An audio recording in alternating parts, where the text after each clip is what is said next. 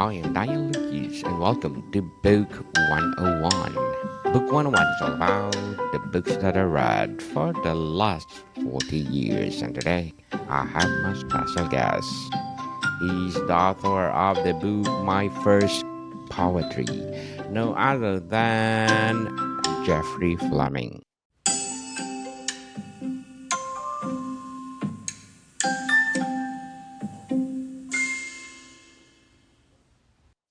Hello. Welcome to Book 101, Mr. Jeffrey, and can you please introduce yourself? Sure.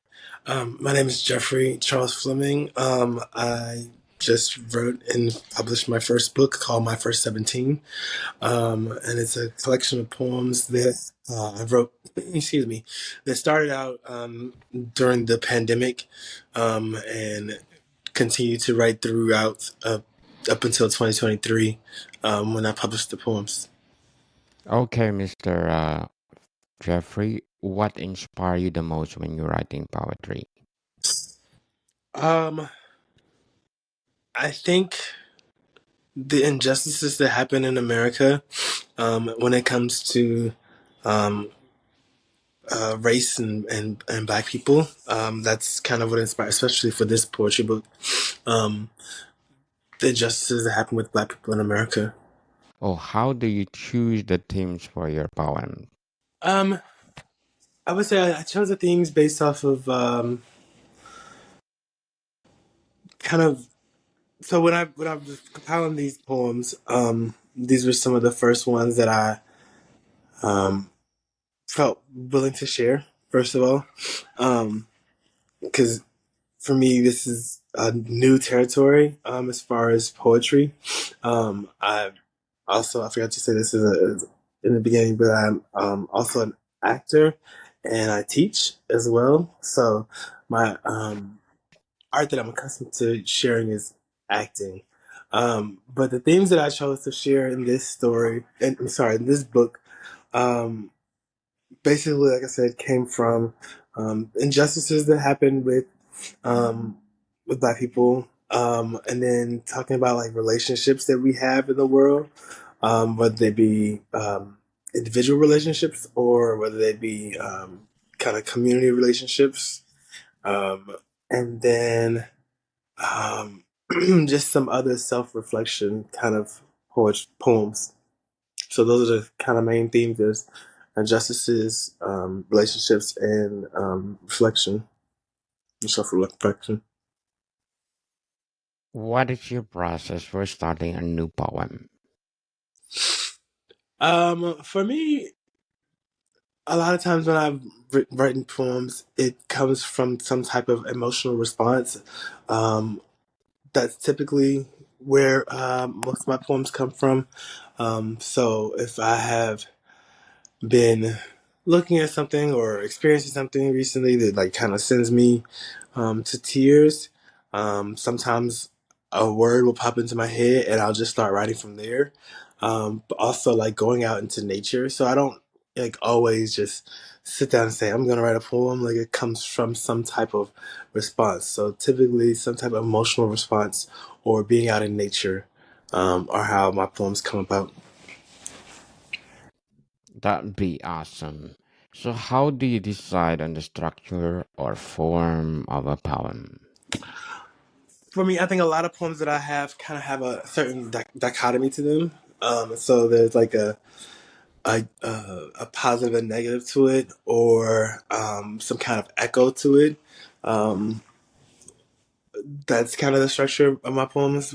Like when I'm writing them, they just kind of come out that way. Um, Sometimes they might have a rhyme, sometimes they may not. But yeah, I think that just what is needed in the moment for the poem is what comes. So I don't focus on the structure initially. I just kind of focus on getting the words out, and then I kind of reformat the structure and things like that.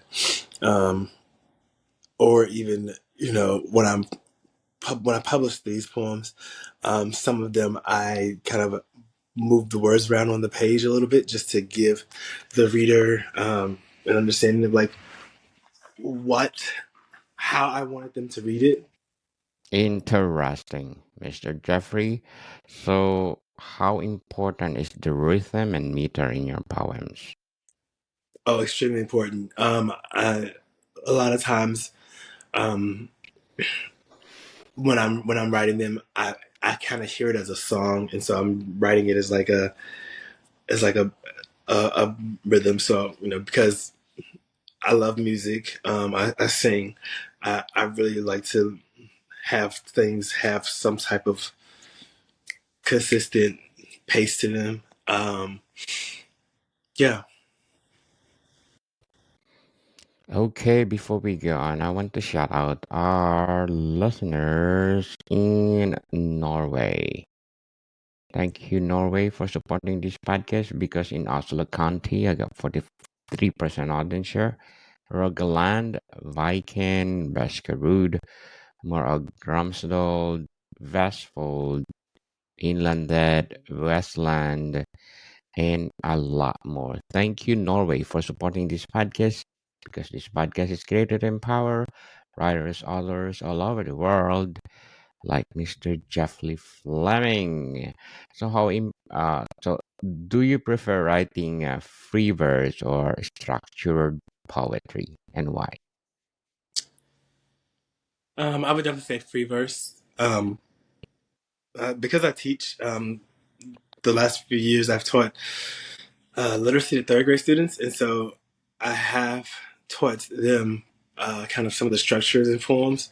But I know for me, I just kind of want the poems to have their own individual kind of sound, their own pace, and not be limited to like a certain structure. Um, when I am working to write a poem in structure, it's more so for teaching purposes than it is for like my actual poetry. Um, Although like recently I was hiking, and this that's not in this poetry book, but like I went hiking with a friend of mine, and we were talking about something, and I was like, oh, just give me a word, thinking about like your experience or whatever on this hiking trip, and he gave me a word, and then he said something else, and I wrote down both of those words, and I kind of wrote um, acrostic poems for both of those words. So I was like, oh, I like this. So like, if I want to have a little fun and challenge myself, I might do something like that. But yeah, free verse is definitely um, where I land more. How do you develop unique voice style in your poetry? I think for me, it's one of those things that I like words that contrast each other, um, and I like I don't like um, I don't like long lines in the poem, or I don't like long stanzas. So I like brevity when it comes to my poetry. So I think those are two of the things I would say. It's kind of like brevity is how my voice comes across. And somebody I was working with was like, "You have a lot to say. You cut yourself short." And I'm like, "Yeah, but everything doesn't. I feel like everything doesn't always have to be said in the moment. Like there's a time and a place. So I think it's one of those things of just like making sure that as much as possible can be said, um, but making sure that there's room for something else to come later. How do you use metaphors and similes effectively in your poem? I don't really focus on those when I'm writing, um, necessarily like to to make them come about. I think they just kind of happen as they come. Um, I think if I'm thinking about like describing a person or something in nature, they kind of happen to come about, but that's not something I necessarily focus on. In the process, it just for me, I really trust that whatever I'm feeling in the moment is going to have a have an impact. Um, yeah. How do you overcome writer's block when it comes to poetry? Oof. That's a good question. I've had that happen a couple of times. I would say, excuse me. I would say I definitely spend time in nature. Is one thing I definitely do when I'm feeling kind of like stuck. Because sometimes I'll start writing a poem and then I just like don't even know where I want it to go. And I think that's part of that thing I was talking about earlier as far as the brevity. Like sometimes I can say more, but I just don't know where else I want it to go. So I do limit myself sometimes, but I would say getting outside and just like refreshing myself because I don't always like write in the same space because I might write some things. Sometimes I might write poems on my phone. Sometimes I might write them in my notebook. Sometimes I might write them if I'm just like don't have a piece of paper or anything. Like don't have anything that I'm used to keeping in track of. Writing down on like a piece of paper.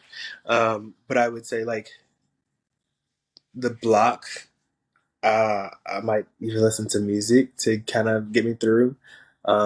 Sometimes lately, uh, I've been kind of going through my phone to kind of clear up storage space, and I have written a few poems because I my mom passed a couple of years ago, and so that's been a very um, big experience for me losing her. That was she was my rock, and so um, when I go back through and make space for my phone, seeing some of the messages from her, seeing messages from other people about her impact and just how she was as a person, that also kind of inspires me. And then sometimes just talking to like family and friends definitely inspires me as well when I'm in a block. So several different ways.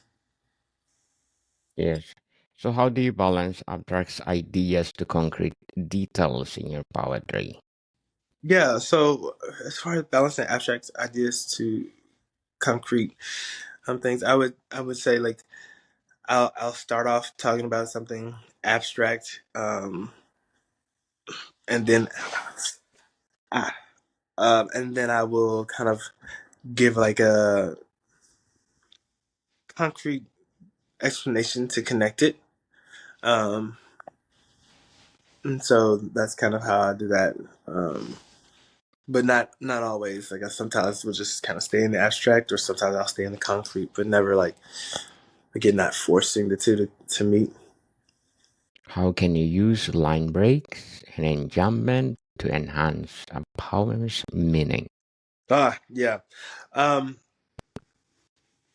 so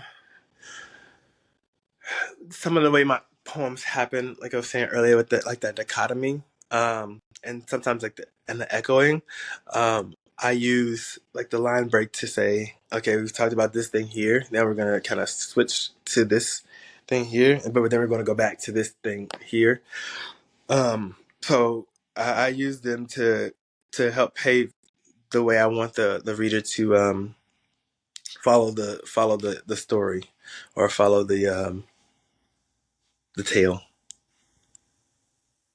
What are the benefits and challenges of writing short poems versus long poems? Mm. Um, I'd say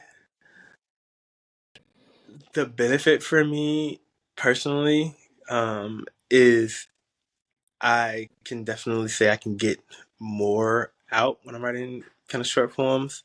Um, the challenge is sometimes it might not paint the whole picture that I really want to paint it, and so it might leave the reader like on the edge of their seat, wanting more. Um, but that's kind of how I like things to be sometimes. Like I like a little cliffhanger to like give people to have people kind of inspired for more. Um, yeah. Okay, so how do you incorporate personal experiences into your poetry? Huh. This book definitely has a lot of them. And I try and take a step back as far as so the situation happened and in you know that period of time, but then I try and kind of be like a sitting up top like a bird, like watching this the situation happen, and kind of try and paint the picture that way.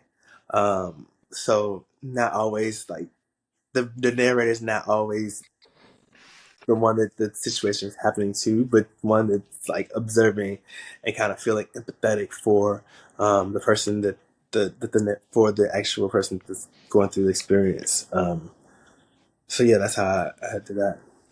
What role does sound play in your poetry, such as alteration and assonance? I don't think I have a lot of kind of alliteration in this. For yeah, I don't think I have a lot of kind of sounds that are reflected in this poetry. How can aspiring poets find their audience and share their work effectively? Mm. Whew. That was a tough question. I think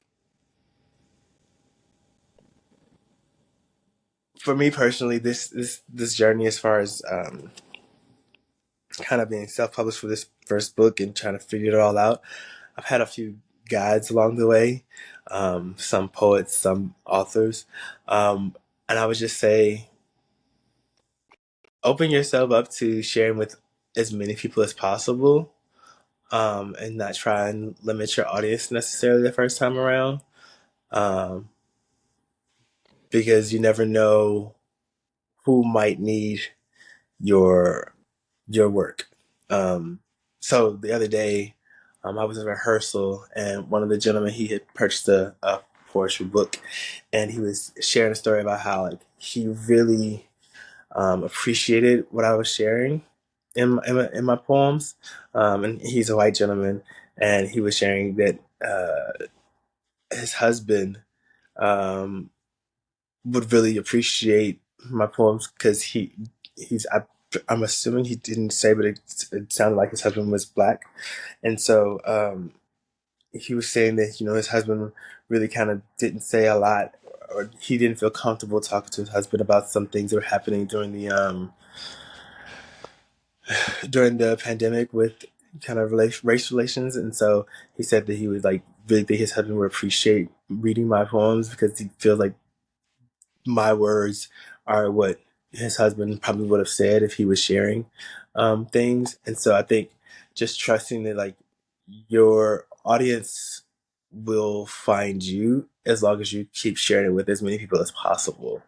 Um, because I think that there's something in sharing your personal story that helps other people feel connected to you, and they've probably had a similar experience, so trusting that like your experience is not solely uniquely yours, but that there are other people who have gone through similar things, um, that they can relate to you, and so your art is going to help them heal as well. And that's what I think for me this poetry book has been focusing for me as a healing project. And so sharing it with other people who are also in a space of needing some sense of healing has been kind of where I want to share it. So I think just trusting that your art can make a difference in somebody's life, and then continue to share with as many people as you have the capacity to share it with in many different ways, and not kind of limit yourself. Yes, people, speaking about make difference, Book 101 reviewer having launched a fundraising for the less fortunate people. Book 101 review empowering less fortunate children who can, want to have their education more brighter and bigger in the future of generation to generations to come. So if you have the chance to donate, please do donate to our Food 101, no, Book 101 Review Foundation, because we are empowering our less fortunate children all over the world. I So, love that. Mr. Fleming, Thank you. So, Mr. Fleming, can you please invite our listeners to support your book, My First? All right, sure. So yes, thank you. So again, my name is Jeffrey Charles Fleming. I've written my first poetry book. It's called My First 17. It can be found on Amazon.com. It is a poetry book of 17 poems that were written from the pandemic to the present, that are focusing on race, race relations, relationships, and kind of self reflection. And this is an experience for you to try and heal through some of the things that we've experienced since the pandemic. So I appreciate all the support. Okay, Mr. Fleming, thank you for your time. Thank you. Monica people, see you soon.